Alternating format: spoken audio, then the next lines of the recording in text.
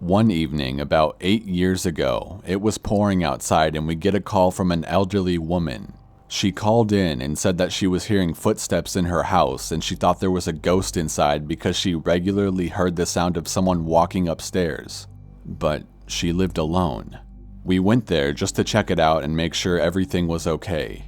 She stayed on the line with the 911 operator because she was really scared. About 3 minutes after she initially called in, she said that there was actually a man standing outside in her backyard, staring at her through her sliding glass door. Petrified, the woman froze in that spot and continued to stare directly at the man. For the next minute or two, she said that he was just standing there, still as could be, staring at her. Eventually, the man took off out of sight.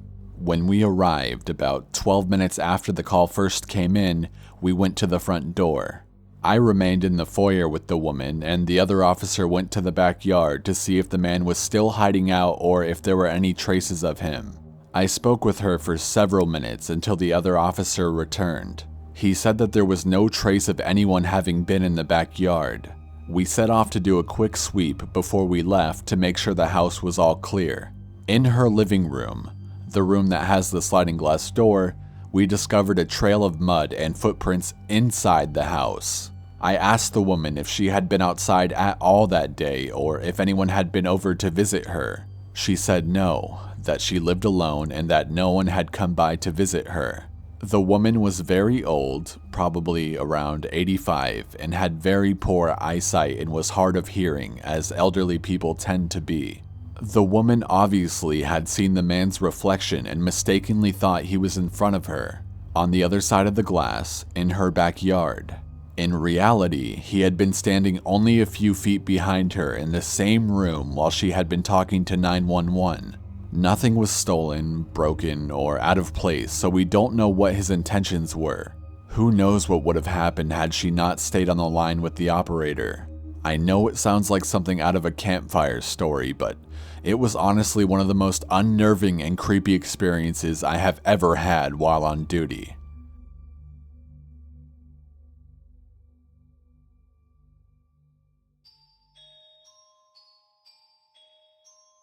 I was a 911 dispatcher for about 5 years out of school. One night, I got a call from a lady at a residence in town. 911, what is your emergency? Is this the police? She was freaking out, heavy breathing, scared, shaking voice. I've taken many calls like this, and from the sound of her voice, this was not going to be a routine call. I sat up straight and my heart started to pump faster. Yes, ma'am. What is your emergency? There's someone in my house. She trailed off, very breathy and genuine, but not loud and freaking out. Okay, are you located at... Insert house address here. Yes. I dispatched the cars to start heading over to the address, and I don't give a reason yet. Okay, do you know who this person is? Well, no, I don't think it's... I know this sounds so crazy. I think there's a ghost in my house. There's noises, and I know there's a ghost right in the other room. I can hear it right now. At this time, the sergeant asks me the reason of the call, and why I sent him and 2 other cars without explanation. Normally, you'd send 1 car to something like that. It's suspicious activity, I told him. What activity? He demanded over the radio, which was a fair question. Sir, the caller is claiming there is someone in the house and she believes it to be a ghost. Silence on the air for about a minute. 10-4 is all he said. By the time they got there, the ghost was gone and the poor lady was a freaked out mess, and she kept apologizing for calling us. But it was real, she kept repeating. The officers later told me that her sincerity actually freaked them out a lot, and when they searched the house, guns drawn, even they were scared.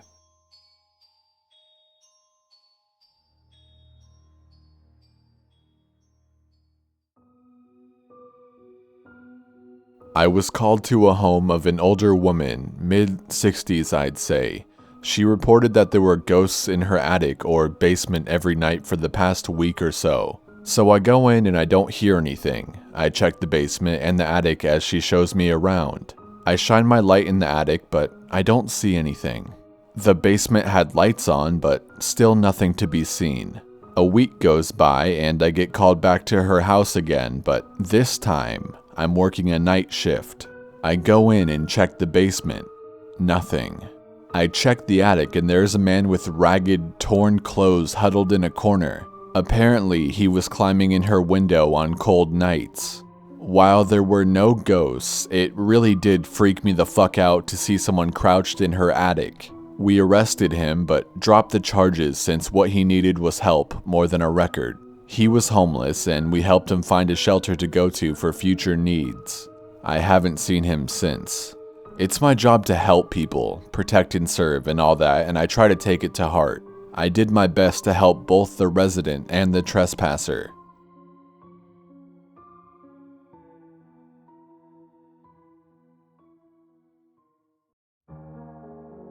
My uncle was the sheriff of a small town in New Mexico. He was the most hardcore person in our family, super straight-laced, never really bullshitted, and wasn't at all a joker. So when he told this story, which is backed up by my aunt, we all believed it without question. A local reporter named Bob D would always show up at any major police activity from the police scanner. Big car wrecks, fires, anything worth maybe reporting in the local paper. Everybody on the force knew Bob D. He was always around at least once or twice a week at various police activities. Now, Bob was a bit of a joker himself. He would mess with people by flicking behind their ears. People would react to the flicks, thinking it was a bug, only to turn around and see it was Bob just joking around. Everybody liked Bob. Unfortunately, Bob had bad lung cancer and died pretty suddenly. His wife buried him, which was against his wishes. He wanted to be cremated. For the next couple of weeks after his funeral, people kept talking about seeing Bob at car wrecks, fires, all the same stuff he used to report on. There were 20 to 30 reports like this from civilians and members of the force. My uncle, however, didn't buy it. That is, until the night he and my aunt showed up at our house, gun drawn, pale as paper.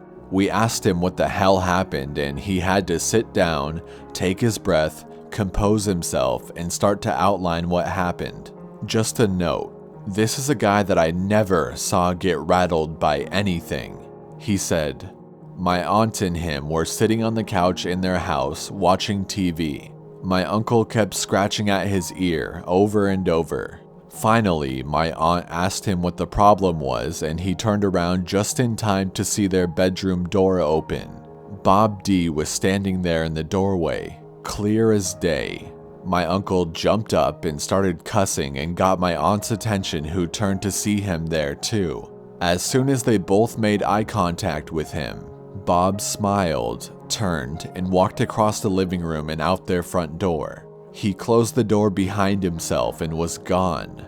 My uncle got control of himself and ran outside, gun drawn, looking for Bob, but he was gone. And at that point, they ran over to our place. We went over there and didn't see anything, but my aunt and uncle stayed at our place that night.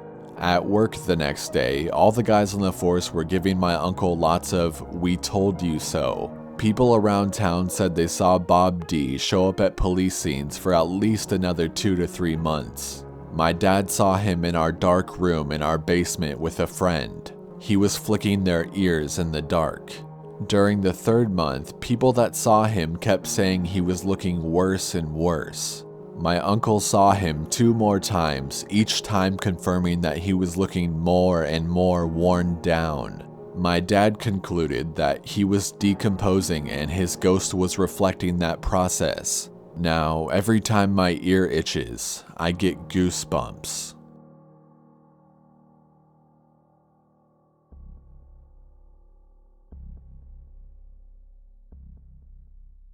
I worked as a police officer in a small town in rural Nebraska. Back in the 90s, I was patrolling through town in the winter. We had several abandoned houses in town, but one seemed to have the attraction of copper thieves, so we were told to keep an eye on it. I drove by it around 7 p.m. Since it sat on a corner lot, I had a clear view of all 4 sides of the house. As I drove around the corner, nothing looks out of the ordinary. About 2 hours later, I drive by again and the back door is wide open. I know that the back door was not open when I drove by it earlier. Looking at the snow on the ground around the house, there were no footprints. So I think, what the hell? I call dispatch, tell them I'm investigating an open door at that address, and ask for a county sheriff to start my way.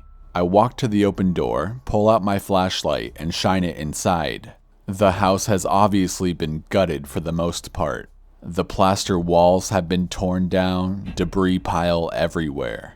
Since there were no footprints in the snow around the door other than mine, and with all that dust on the floor not showing any footprints, I chalk it up to the wind or maybe the door just opened on its own. I was about to secure the door when I heard a loud thump come from upstairs and what sounded like kids laughing. So I enter the house and yell out, "Police department, come downstairs!" And then I hear more of what sounds like kids playing. I tell dispatch that it sounds like there are kids in the house and start making my way through the kitchen into the living room where the stairs are, all the while cautiously checking the main floor. 2 more times I hear something upstairs, but since I've had no response, I start thinking maybe it's an animal. Still, I hear what I swear was kids laughing. I head upstairs and it gets all quiet. The upstairs is relatively small with a hallway at the top of the stairs that has 1 bedroom on the right, 1 straight ahead at the end of the hall, and a bedroom on the left.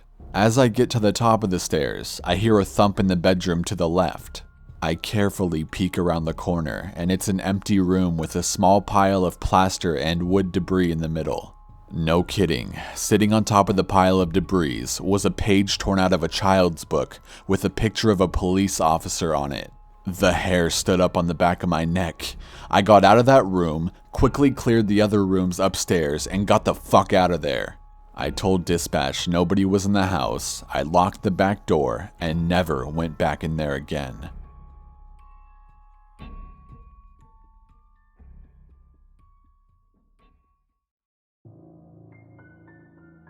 My uncle works for dispatch in my town, and he recently told my family of the weirdest call he's ever gotten. He says that he had received a call from a landline one night, and when he answered it, there was only static on the other end. This happened 2 more times. Finally, he calls a squad to go check out the address from the caller ID. When the cops get there and walk into the house, they immediately saw that there was a dead body. The person had been dead for 5 months. The craziest part about it was that there was no electricity or any other utility working, so there was no way they should have been able to get those calls into dispatch. But if they hadn't, who knows how long that person's body would have stayed there.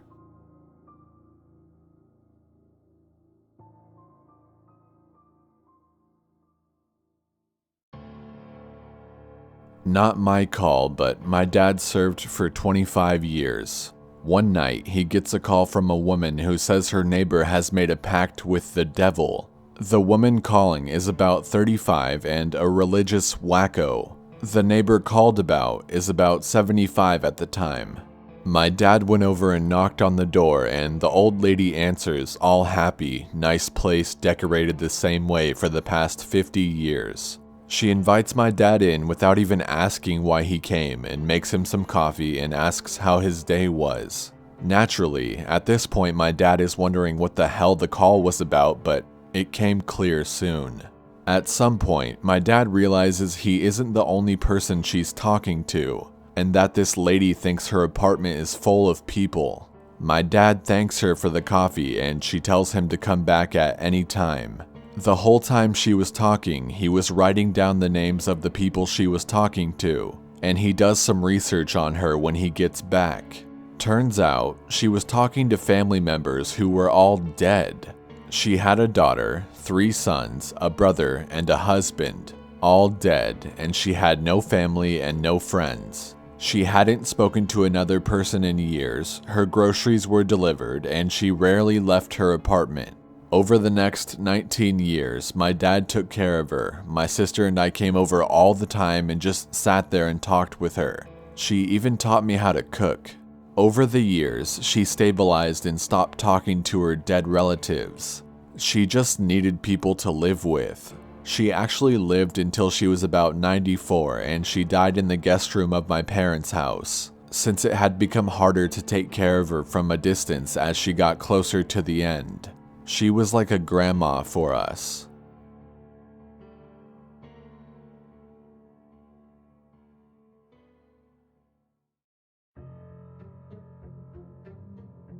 A call goes out for reported screaming, and it's mid-January. My father and another officer respond to find a known deranged individual. Very long rap sheet and has been in and out of psychiatric care for years.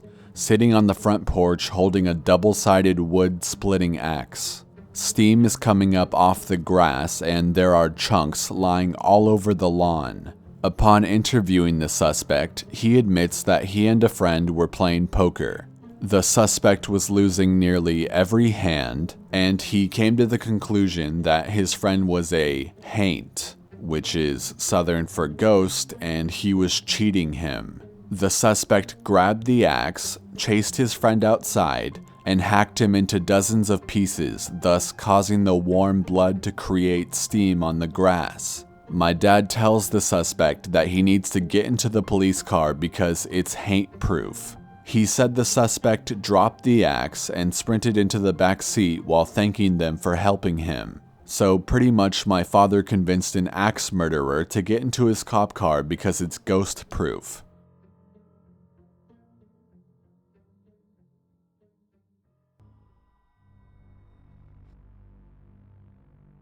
I recently started working as a security guard, and one of my first assignments was the graveyard shift at a new housing development outside of town. Over the course of the 3 nights I worked there, I had some pretty bizarre things happen. While doing my patrols through the neighborhood, I would often see people watching me from the upper windows of the vacant houses. But when I would enter the house to investigate, they would be empty. One of the first things on my to-do list when I arrived on site was to go through the 8 model homes next to the real estate office and turn off all the lights and TVs. The first night, things went smoothly, but the following night, as I was making my way through the kitchen of the 4th house, I heard the light switch click and all the lights in the kitchen went out. It wasn't a power surge or a blown breaker, as all the appliances were still on and all the little green lights underneath the light switches were still lit. A few minutes later, I heard another click and the lights came back on, followed by the lights in the next house going out, but the TV remained on. By the time I made my way to the next house, the lights were back on, but the TV was in standby, which is only possible by hitting the button on the front. As I was finishing up in the last house, I looked out the window and saw that the 2nd house and 3rd house were lit up again. The 3rd night, the light situation got weirder. The lights would either turn on or off in a room as I entered it, and in one house, as I entered the kitchen, the hood light over the stove turned on. As I turned to look at it, I heard a series of clicks come from the 2nd floor, as if someone were running through the house turning on all the lights. When I went up there, sure enough, many of the lights I had turned off were back on. In another house, a desk lamp turned itself back on 3 times.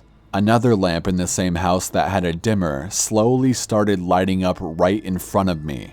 Now, for the worst of the events. As I was walking past one of the construction sites, I saw what appeared to be a skunk walk behind the porta potty. When it walked back out, however, it appeared to look more like a black Shih Tzu. It proceeded to change size, shape, and color several more times right in front of me. Doberman, Bloodhound, Tan Mastiff, then finally a yellow lab, before running off into the dark. I'm willing to concede all of these can be chalked up to my mind and eyes playing tricks, or a timer gone haywire. I was assured there wasn't one, but this last one defies logical explanation. As I was walking back to the office around 2:30, I glanced up at one of the houses. As I did, something hit me in between my left pec and shoulder, hard enough to stagger me. I weigh 250 pounds, so I'm not exactly little. It felt as if someone were walking the opposite direction on the sidewalk and shoved their way past me.